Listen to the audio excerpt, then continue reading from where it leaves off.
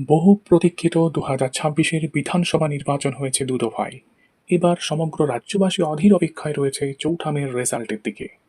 কিন্তু এই রেজাল্ট অনেকটাই নির্ভর করবে চৌঠা মে কে কতটা খেলতে পারছে। ২০২১ সালে তৃণমূল কংগ্রেস তাদের ভোটের স্লোগান "খেলা হবে" এই কথার মাধ্যমে কিন্তু তারা নির্বাচনী জয় ছিনিয়ে এনেছিল। কিন্তু ২০২৬-এর বিধানসভা নির্বাচনে তৃণমূলের ওই "খেলা হবে" স্লোগানটার সেই ঝাঁঝালো ভাবটা আর নেই। কিন্তু গণনার দিন অর্থাৎ ৪ তারিখ কি তৃণমূল খেলতে পারবে ঠিকঠাক?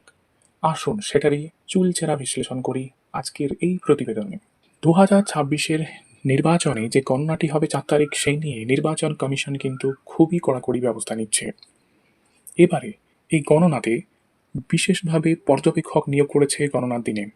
নির্বাচন কমিশনের এবারে সবথেকে গুরুত্বপূর্ণ সিদ্ধান্ত হলো এবার গণনাতে প্রতি টেবিলে অন্তত একজন করে কেন্দ্রীয় সরকারি কর্মচারী নিযুক্ত থাকবেন।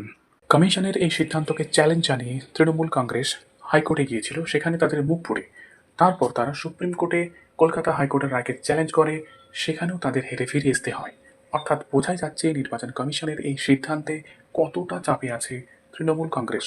নির্বাচন কমিশন জানিয়েছে গণনার দিন গণনা কেন্দ্রে থাকবে ত্রিস্তরীয় নিরাপত্তা বাহিনী।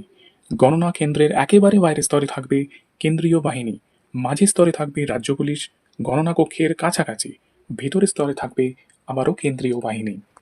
এছাড়াও গণনা কেন্দ্রের ২০০ মিটারের মধ্যে ১৬৩ ধারা জারি থাকবে। এই ২০০ মিটারের মধ্যে ৫ বা তার বেশি জন মানুষের জমায়েত সম্পূর্ণ নিষিদ্ধ। এবারের গণনাতে সংবাদ মাধ্যমগুলির উপরও বিশেষ নজর থাকবে কমিশনের। কমিশনের কড়াকড়ি নির্দেশ, এবারের গণনাতে কোনো সংবাদ মাধ্যম সূত্র মারফত তথ্য অনুযায়ী কোনো ফলাফলের খবর দিতে পারবে না। কমিশন ওয়েবসাইটে যা রিপোর্ট দেবে সেই অনুযায়ী সংবাদ পরিবেশন করতে হবে। এছাড়াও গণনার দিন রিটার্নিং অফিসার ছাড়া কেউই গণনা কেন্দ্রে মোবাইল ফোন নিয়ে যেতে পারবেন না।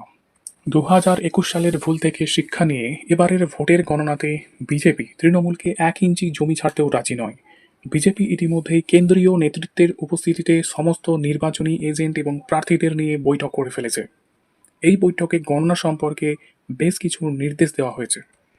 বিজেপি তাদের সমস্ত এজেন্ট এবং প্রার্থীদের নির্দেশ দিয়েছে ভোট গণনা শেষ না হওয়া পর্যন্ত কোনোভাবেই বাইরে বেরিয়ে আসা চলবে না। সুতরাং এই সমস্ত সিদ্ধান্ত থেকে বোঝাই যাচ্ছে এবারের ৪ তারিখের গণনাতে তৃণমূলের খেলা অত সহজ হবে না।